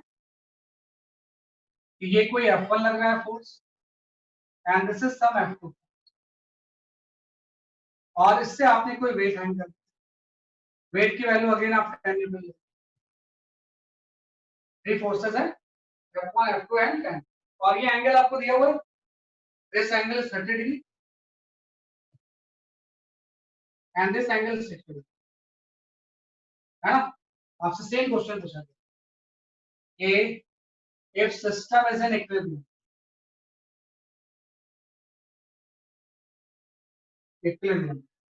and find out F1 and F, अगर सिस्टम इक्विलिब्रियम में है तो F1 F2 की वैल्यू।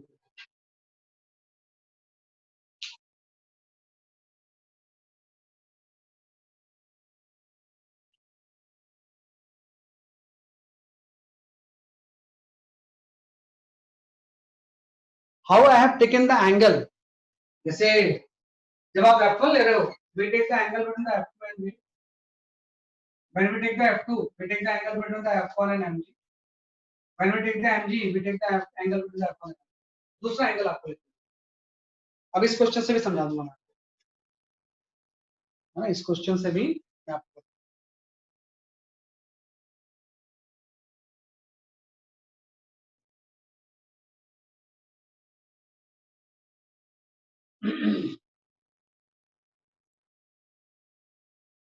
सही होगा, ठीक बता रहे हो आंसर आप।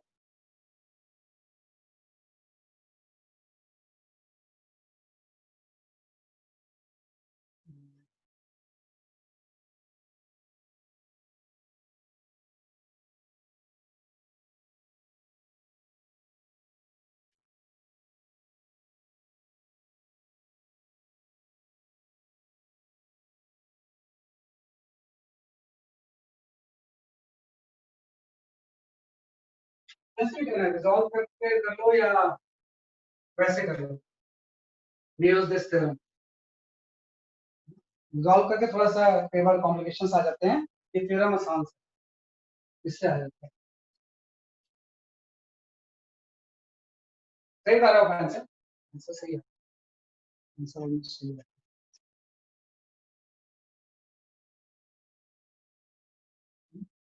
हाँ सही होता है, सही है ना, चेक कर लेता हूँ, मैं बता देता हूँ, कुछ नहीं आपको ये थ्योरम आप यूज कर लो।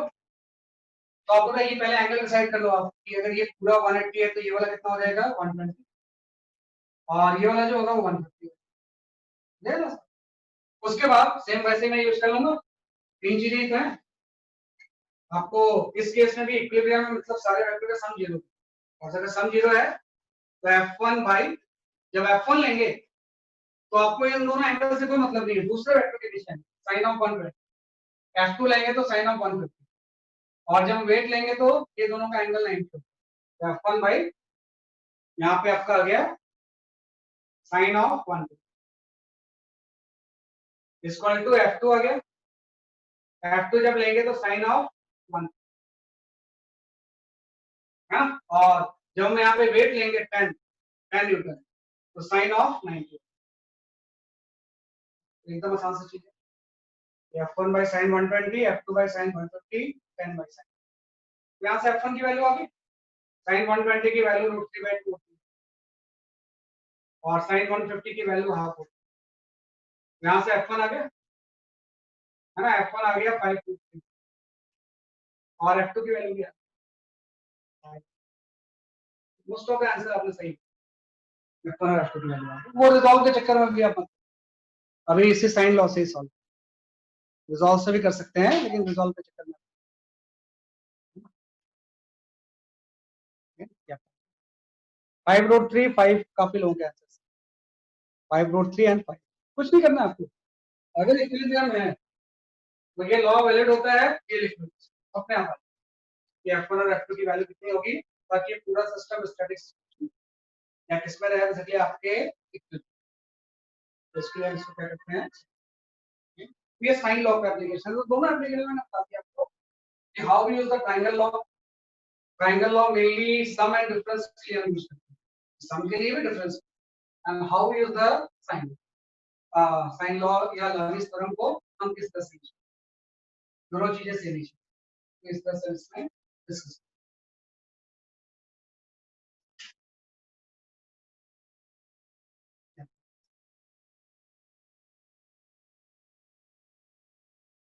या तो इस तरह से हम इसको क्या कर सकते हैं, सॉल्व।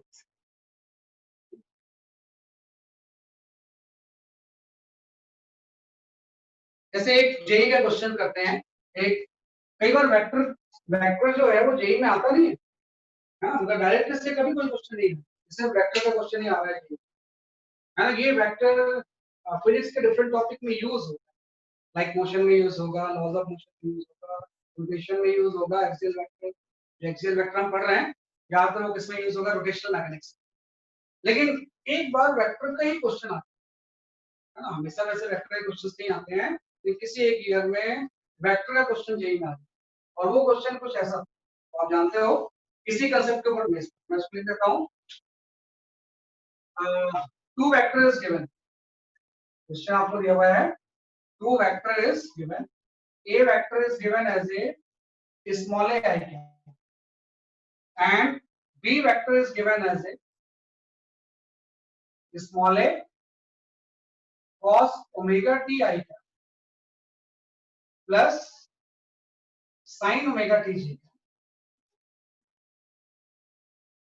ये आपको दिया हुआ है, ये दो वेक्टर आपको दिए हुए हैं cos omega t I cap, इसको आप इस तरह से ब्रैकेट में इनको मिक्स कर दो, कैसा है cos omega t I cap sin omega t j cap। अब देखो इसमें ये जो वेक्टर है कांस्टेंट है, इसमें a is a constant, a is a constant, तो अगर a कांस्टेंट है तो ये a वेक्टर तो कांस्टेंट, लेकिन b वेक्टर कांस्टेंट नहीं है ना, वो तो टाइम के ऊपर डिपेंड करता है, t इज द टाइम है ना। ओमेगा अभी आपने पढ़ा एंगुलर वेलोसिटी हो जाएगी है ना, और जो t होगा ये टाइम, मतलब एक वेक्टर तो कांस्टेंट है, तो दूसरा वेक्टर b है वो चेंज हो रहा है टाइम से, जैसे जैसे टाइम चेंज होगा सेकंड वेक्टर की वैल्यू क्या होगी, इसकी आपकी चेंज, राइट। तो आपको बताना है कि find out if omega is equal to 5/6 radian per second, if omega is equal to 5/6 radian per second, then find out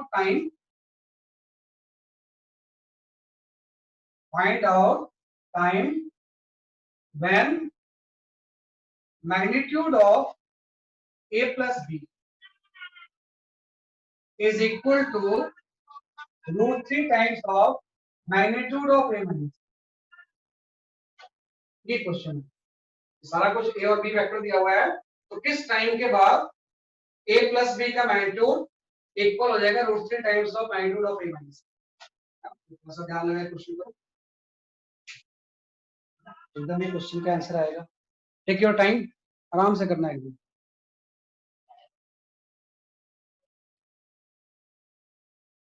हाँ इट्स लाइक ट्रिग्नोमेट्री का होता है, यार मुझे इतना याद नहीं रहता है, आई नो द एक क्वेश्चन आया था जेई में, लेकिन किस ईयर में क्या पता है, ऐसा ईयर वाइज याद नहीं है जेई का क्वेश्चन। इससे जेई क्वेश्चन रेयर होता है कि वेक्टर का क्वेश्चन आता है, लेकिन जेई में क्वेश्चन आया था।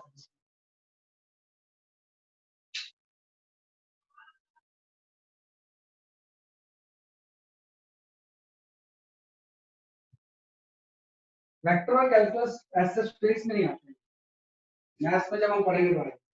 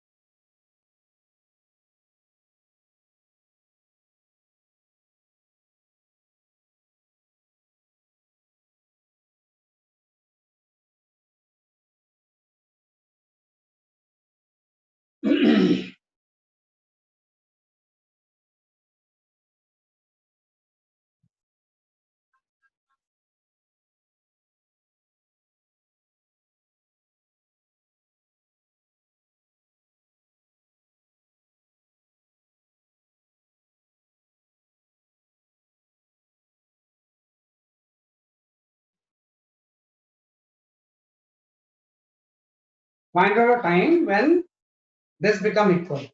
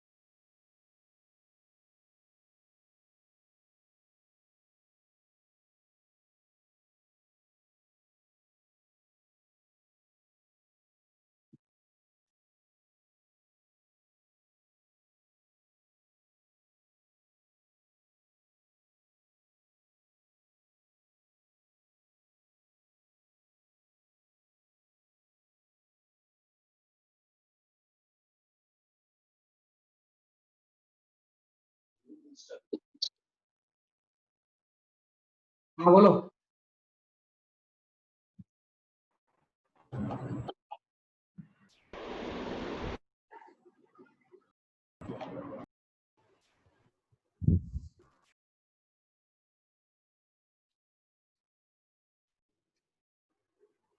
ना पाई बाई ओमेगा सही आंसर नहीं। टाइम की वैल्यू इंटीजर में आएगी, कितने सेकंड, कितने सेकंड आंसर आएगा आपका। आपका आंसर जो होगा वो इंटीजर फॉर्म में आएगा। अभी बेटा मैंने समझाया कहाँ है, अभी तो समझाऊंगा ना मैं इसे। सुहाना थोड़ा सा आपका आंसर गलत है, थोड़ा चेक करो, थोड़ा सा गलत आपने आंसर बता दिया, थोड़ा सा कुछ चेक करोगे तो हो सकता है आपका आंसर आ जाए।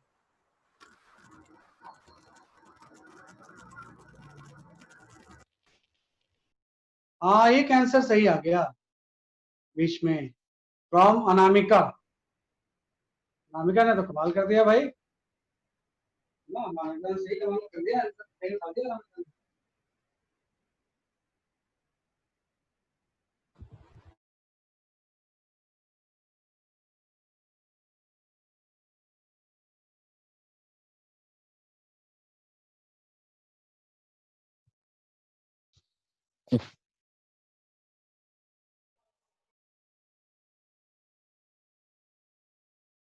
देखो आई कैप जे कैप के फॉर्म में दिया है ना, वाई के साथ आई ऐड हो जाएगा, जे तो अकेला है ही।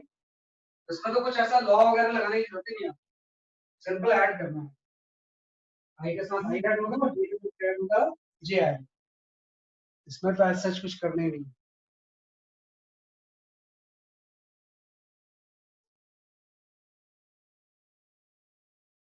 अनामिका का आंसर सही है।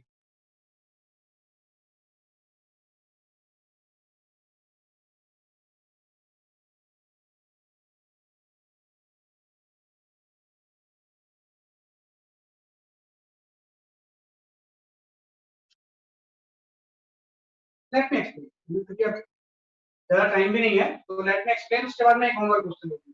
उसको आप अटेंड करें, है ना। तो लेट मी एक्सप्लेन, आपको सब कुछ दिया हुआ है इसमें, कुछ नहीं करना है, जस्ट ये आपको बेवकूफ बनाना है जेई वाला। कई बार जेई वाले आपको बेवकूफ बनाते हैं, वो बेवकूफ भी बनाना है इसमें। जैसे जब मैं यहाँ पे निकालूंगा a plus b, if I calculate the a plus b, a plus b की वैल्यू क्या हो जाएगी, i के साथ i ऐड हो जाएगा। यहाँ से a तो पूरे से कॉमन आ गया, a तो हर जगह पे है ना, यहाँ पे आ गया 1 प्लस कॉस ओमेगा इंटू आई क्या हो जाएगा ना, i के साथ अगर ऐड होगा तो वहां कौन है, कॉस ओमेगा टी ऐड हो गई, प्लस यहाँ पे साइन ओमेगा टी ठीक है, ये तो a प्लस बी आ गया। तो जब मैं इस a प्लस बी का मैग्नीट्यूड निकालूंगा, if I calculate the magnitude of a plus, magnitude of a plus भी कुछ थोड़ी करते हैं, i के ऑप्शन का स्क्वायर करते हैं, j के ऑप्शन का स्क्वायर करते हैं, यहाँ पे a आ गया, यहाँ पे अंडर रूट ऑफ आपका आ गया 1 plus cos omega whole square plus sine omega t का हो गया आपका, है ना। और उसके बाद हम ब्रैकेट ओपन कर लेते हैं, a यहाँ पे जगह रख लिया आपका 1 plus cos square omega T, omega omega बाद में देखा जाएगा, अभी तो जस्ट मैं सिंपल कर रहा हूँ, cos omega T plus sine square, है ना। और आपको पता है cos स्क्वायर ओमेगा टी और sin स्क्वायर ओमेगा टी की वैल्यू कितनी आएगी 1, तो यहां से a की वैल्यू आपकी आ जाएगी अंडर रूट ऑफ 1 और 2 आ जाएगी, 2 कॉमन आ गया, 2 into 1 plus cos omega T, है ना। थोड़ी सी प्रॉब्लम होती है, इस चीज को हम सिंपलीफाई करके लिख सकते हैं, 1 प्लस cos ओमेगा टी, आपने कल पढ़ा था, ये जो cos थीटा की वैल्यू होती है वो होती है 2 cos square theta by 2 minus, ये होता है cos थीटा की वैल्यू क्या होती है 2 cos square theta by minus 1, यहाँ पे भी वही आ जाएगा। इस चीज को अगर हम यहाँ पे यूज कर लें तो 1 और माइनस 1 कैंसिल हो जाएगा, तो यहाँ से आपका ये पूरी चीज जस्ट अंडर रूट यहाँ से हट जाएगा, यहाँ से आपका आ जाएगा 2a into cos omega t by 2, समझे। a प्लस बी की वैल्यू ही आ गई, इसमें ऐसा कुछ नहीं समझने वाला कोई चीज है नहीं, जस्ट मैंने a प्लस बी का मैग्नीट्यूड मैं जानता हूँ तो उससे मैं इसको सॉल्व कर लूंगा, है ना। आदित्य गुप्ता का भी आंसर सही आ गया है, ये सही है, ये आपने निकाल लिया a प्लस बी का मैग्नीट्यूड, जस्ट आपने इसको लिखा, मैग्नीट्यूड का फॉर्मूला ही होता ही है, और थोड़ा सा ट्रिग्नोमेट्रिकली सिंपलीफाई करके a प्लस बी, ऐसे आप a माइनस बी निकाल लो, तो आपको पता है जैसे हम magnitude of the a minus b यहाँ पे निकालेंगे, है ना, आपको a माइनस बी निकालेंगे तो किस जगह पे साइन माइनस आ, है ना, a माइनस बी जब निकालेंगे तो यहाँ पे साइन माइनस, यहाँ भी माइनस आएगा, तो मतलब ये माइनस साइन आएगा ना, तो यहाँ भी माइनस साइन, बाकी सारा कुछ सेम रहेगा। अगर आप a से b को माइनस करोगे तो ये और जो a और b माइनस होंगे तो यहाँ पे साइन एक माइनस है, a प्लस बी जो माइनस होगा ये यहाँ पे आपका ऐसा है 2 इंटू 1 माइनस कॉस ओमेगा, तो आपको पता है फिर कॉस थीटा की वैल्यू ये लिखोगे तो 1 कैंसिल नहीं होगा, आपका तो मेन पर्पस होता है इससे आपका वो हटाना, है ना, कि जो आपका जो टर्म होता है अंडर रूट हटाना होता है, कैंसिल करने के लिए हम यहाँ से cos थीटा की वैल्यू ये भी तो लिख सकते हैं 1 माइनस 2 sin स्क्वायर थीटा, ये पुट कर देंगे यहाँ पे, तो आपका 1 कैंसिल हो जाएगा, और जो यहाँ पे 2a cos omega t by 2 आया है यहाँ पे जाएगा 2a sin ओमेगा t, तो ये आपका a प्लस बी का मैग्नीट्यूड आ गया और ये a माइनस बी का मैग्नीट्यूड आ गया। अब हम वापस आ जाते हैं, जो मुझे कंडीशन दी गई, वापस मुझे कंडीशन ये दी गई कि ये कंडीशन किस टाइम पे होगी, है ना, ये कंडीशन आप अप्लाई कर दो, a प्लस बी का जो मैग्नीट्यूड है वो आपका है 2a cos ओमेगा t,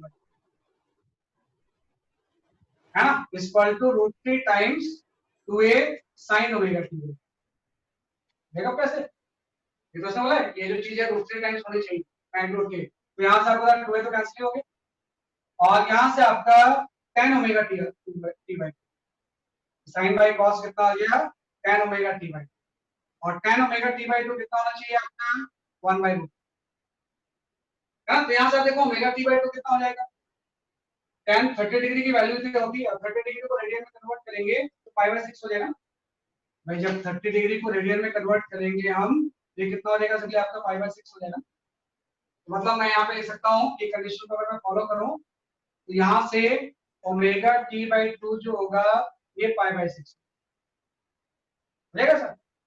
भाई tan ओमेगा टी बाई अगर 1/√3 है बेस किया एंगल 30 डिग्री हुआ, 30 डिग्री को रेडियन में लिख सकते हैं पाई बाई 6। अब यहाँ से आप देखो omega T by 2 pi by 6 आ गया और ओमेगा इससे दिया हुआ था, omega itself was given was pi by 6, तो पाई बाई 6 तो पाई बाई 6 तो कैंसिल हो जाएगा ना, यहाँ से टाइम की वैल्यू कितनी आ जाएगी 2 सेकंड है ना। 2 सेकंड बाद ऐसा हो जाएगा, 2 सेकंड के बाद ये दोनों चीजें क्या होंगी बेसिकली आपकी इक्वल। अब देखो जेई वाले बेवकूफी तो बनाया आपको इसने, इसमें ऐसा क्या है ना, इसमें ऐसा कुछ थोड़ी है, सब चीजें हम वेक्टर की जानते ही हैं। भाई a प्लस b का मैग्नीट्यूड हम कैसे निकालेंगे, थोड़ा सा ट्रिग्नोमेट्री यूज करना आपको तो आपके टेस्ट हो जाती है। a माइनस b में साइन आ गया, फिर आपने कंडीशन अप्लाई कर दी, ये चीज आ गई, ये चीज आ गई तो ये आ गया। ओमेगा की वैल्यू पाई बाई 6 जानबूझ के दिया था ताकि ये पाई बाई 6 कैंसिल हो, t की वैल्यू 2 सेकंड आ गई। बिकॉज़ जब ये क्वेश्चन आया होगा तो इंटीजर टाइप में आया होगा, सिंगल डिजिट इंटीजर, तो इसका आंसर आ गया। टाइम की वैल्यू कितनी आ गई आपकी 2 सेकंड्स। तो इस तरह से हम इसको सॉल्व कर सकते हैं, जस्ट इसी तरह से आपको इसमें अप्लाई करना है। तो ये जस्ट हमने इसमें इसको यूज किया, और घर पे जाके एक बार देखना। एक होमवर्क क्वेश्चन मैं देता हूं आपको, मैं देखते हैं ये किसका आंसर आता है। इसमें भी थोड़ा सा मैथमेटिकल नॉलेज की जरूरत पड़ेगी आपको।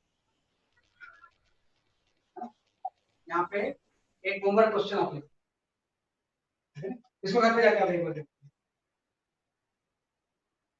एग्जांपल होमवर्क है ना, यहाँ पे ऐसा दिया हुआ है two forces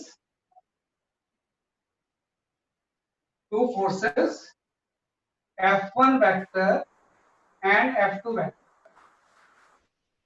of magnitude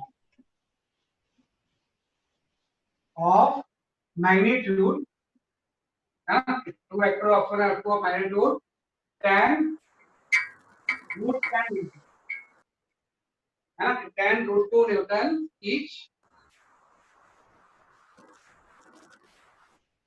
are inclined at an angle of 1.8 degree with each other.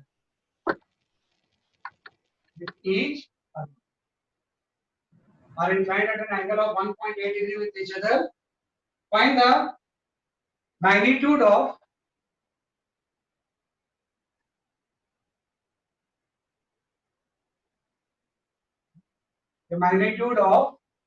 F1 vector minus F2. F1 vector minus F2 vector का मैग्नीट्यूड कितना होगा।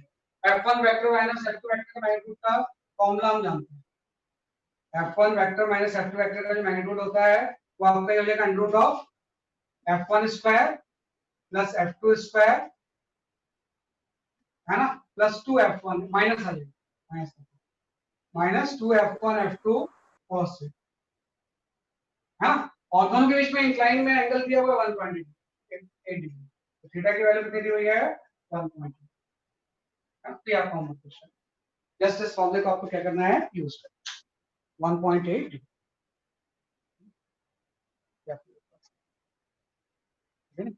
तो हमेशा मुझे टाइम कम पड़ जाता है यार, बड़ा मुश्किल काम है, 1.5 घंटे की क्लास पता ही चलती कब खत्म हो जाती है, इसलिए कल मैं बहुत देर तक पढ़ाता रहेगा। कोई नहीं, धीरे धीरे करेंगे हम और क्लास पढ़ाएंगे, ठीक है। तो देता होमवर्क, और नेक्स्ट क्लास में अभी हम इसकी प्रैक्टिस अभी और करेंगे, plus we'll study the vector multiplication. Most probably next week तक काफी हद तक ये चैप्टर खत्म हो, तो उसके बाद आप वैसे अभी भी अपना मॉड्यूल सॉल्व करना स्टार्ट कर दो, you can start solving your modules. Vector multiplication के अलावा सारे कुछ है ना, वेक्टर मल्टीप्लिकेशन हम नेक्स्ट वीक पढ़ेंगे, प्लस इसको अभी और प्रैक्टिस, ये चीज और स्ट्रांग होने लगी, ये हो जाएगी तो फिजिक्स एकदम आसान हो जाता है। That's all for today. मैंने आपका माइक वैसे अनम्यूट कर दिया था है ना, तो you can say goodbye, bye bye, Thank you, sir. Bye, sir. Sir. Bye, bye. Sir.